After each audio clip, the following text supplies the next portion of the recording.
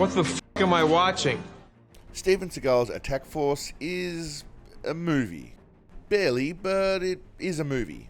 And he is in the movie, physically he's in the movie, but his voice only makes a cameo appearance randomly. Yeah, I'm pretty sure I set it up. Well, we will call in when the time is right. I'm gonna have somebody very high up in your government call you immediately and explain to you. Hey man, Steven Seagal here. He's a movie star. Often it just changes mid-scene. I will lead the attack force and push forward towards Arun's base. We believe that the perimeter is secure and we will be able to stop any breaches. Why? Well, because this piece of shit was changed from an alien invasion movie to a drug movie and makes about as much sense as this. And I believe that our education, like such as in South Africa and the Iraq, everywhere like such as, and Big Daddy Double Chin plays Colonel Marshall Lawson, some government agency superstar Big surprise. Huge surprise. that has to stop someone or something from doing something or other. It is never really made clear. I really don't give a f. There are people shooting at each other, but Sensei Short Round arrives on scene to kill some dude and take a briefcase that is never mentioned ever again. Seagal's voice dub is pissed off that he has to try and sound like Seagal's stupid southern accent and tells the director to get f***ed. And now you sit back and expect me to clean up after him? That's not gonna happen, you hear? Even by Seagal standards, he looks completely disinterested in starring in this turd of a movie. Look at it, fuck it! It doesn't take long before the lads get out their knee pads and slobber all over Big Daddy's sausage. Marshall Lawson. The man walks with an air of confidence it's rarely seen in this day and age.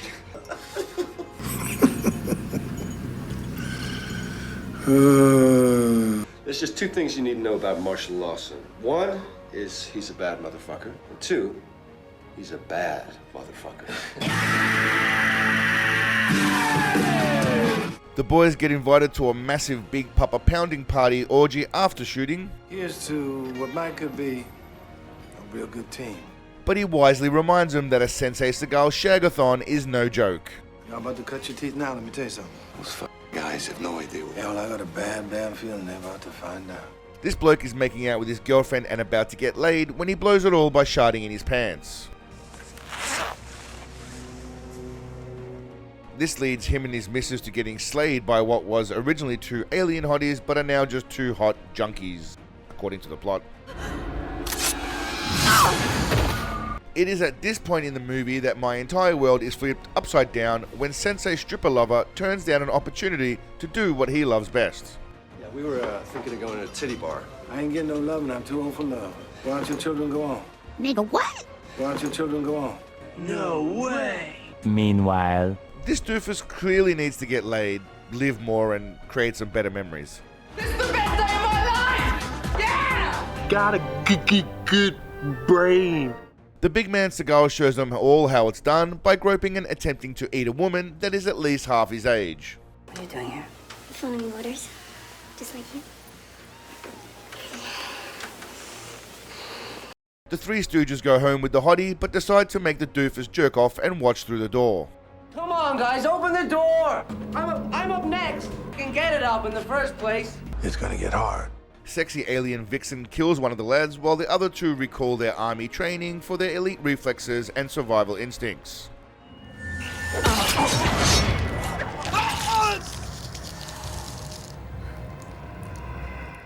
Don't worry everyone, Detective Seagal is on the case. Hey. They're all dead. The coroner also makes sure to remind us that Seagal is all-knowing and hot shit, What do you got? Just like you figured. and to give us a little rundown of the plot change from aliens to some magical drug called CTX. But mainly my first point. Traces of a new drug, CTX. Apparently it's the new party drug. Just like you figured. While we're here, we should also acknowledge that magnificent thing living atop his head. Thank you for noticing that. Seagal goes on to make some bold and I dare say incorrect assumptions. My team. They're well trained. Whoever did this or whatever did this, they're good. Yeah, well, that might be, but it was an assassination. That's for sure. We then cut to Big Daddy Panda Tits trying to gain access to the female changing rooms, but is denied and seems rightfully pissed off.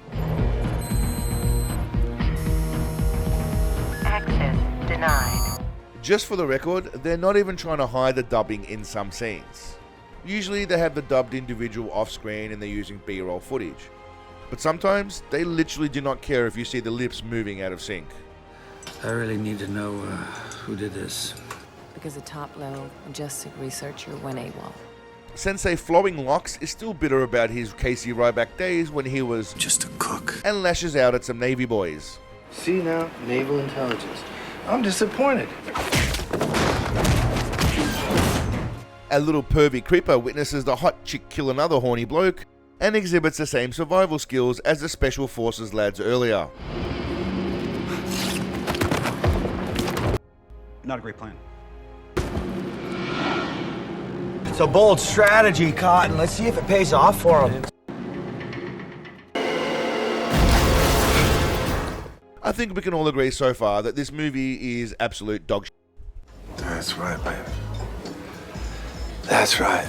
Seagal mumbles some stuff about weapons that nobody can decipher, Brief your team as to what kind of weapons.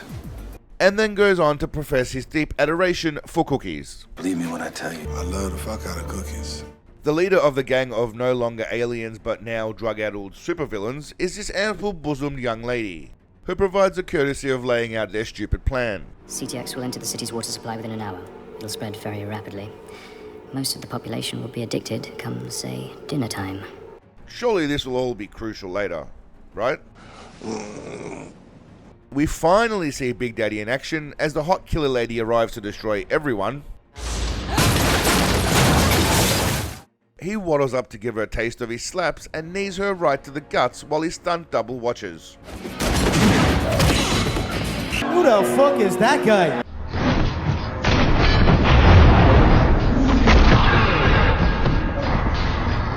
I try not to act. Some professional paddy whack takes place before a Sensei Seagal specialist front kick ends the hottie's reign of terror. Let's see that in an instant replay.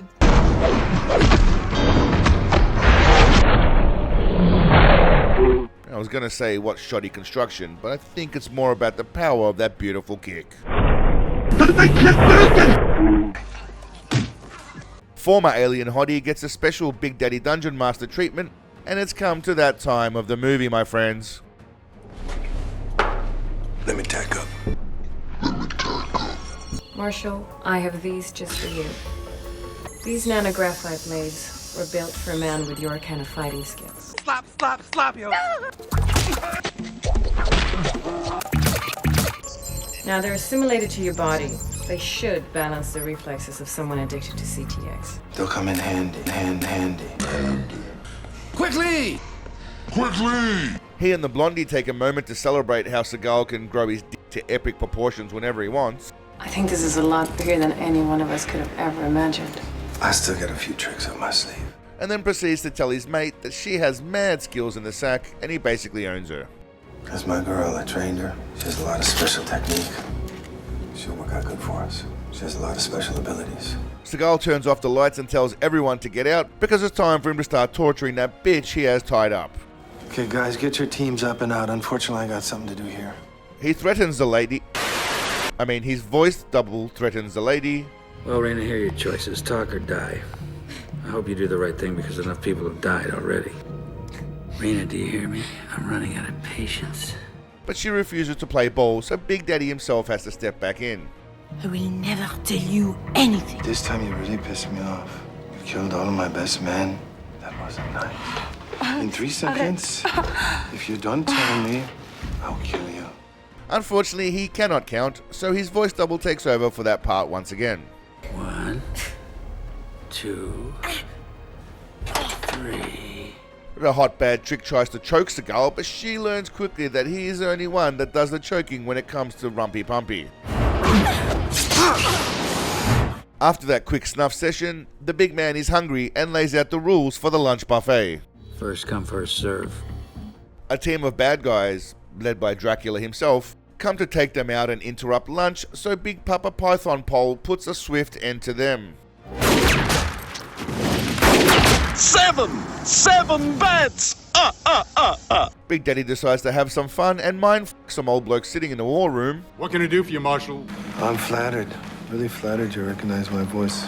2 seconds later. Base has been located in a small village somewhere outside of Bordeaux called, Vladivostok and Belarus and, Plus, he commands they do things the old Greek way. And we're gonna do this the old-fashioned way. You give me the men. Now, I have mentioned the stupid storyline change and the redubbing of dialogue, but I did neglect to mention how everything is so f***ing dark that it's almost pointless filming it. I mean, I can barely see half of Big Papa's pubic hair on his head. Yeah, that shit, man. Anyway, back to the movie. His voice double is nice enough to give us a little bit of exposition about what's going to happen next. They are pumped full of adrenaline, giving them almost superhuman strength and reflexes. Watch for the rapid pulsation in the eyes. If you see that, you have no time.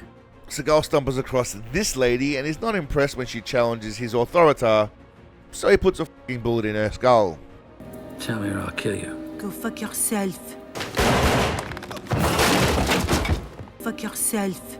The hot blonde friend of Big Daddy Diapers gets killed, and as you'd expect, he really doesn't give a flying f***. Naboo, let's move. We then get a brilliantly choreographed fight scene where everybody stands around and ends in a fittingly shitty way.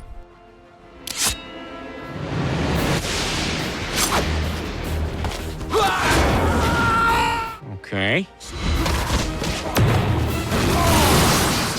Okay.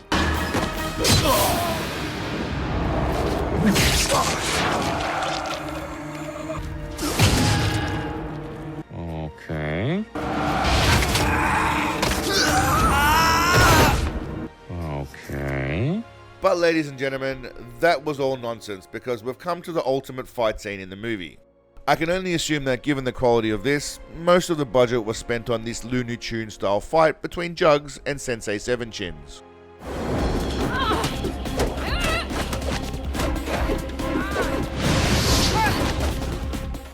The posturing and standing alone is just time consuming, almost as if it was done in post editing and these two aren't even in the scene together at all.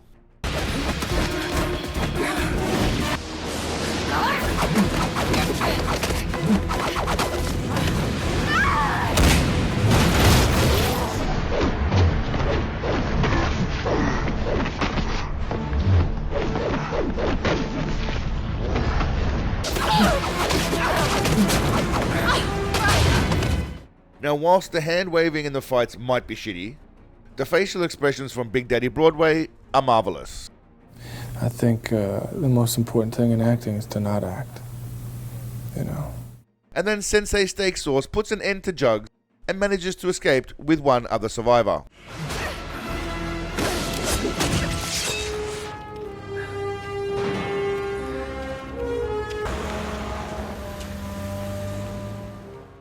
They then go on to explain everything, and it all ties up nicely in one sweet little bow. Haha, just kidding. The movie just ends. Huh? No explanation as to what happened to the water supply or those drug CTX. No explanation about what happened with all those army people that were riding around before. Where are they now? I really don't know. And I really don't give a fuck. That was honestly one of the worst Seagal movies I have ever seen. And I have seen a lot of Seagal movies, so that's saying something. Now with that said, it wasn't his fault that his voice was cut from 80% of the scenes, but it was definitely his fault for sucking so much in every scene he was in. They'll come in handy. Steven Seagal is here to save the world and make everything ace. Steven Seagal was born with the blood of almost every single race. Disarming nuclear bombs, or freeing birds stuck in trees.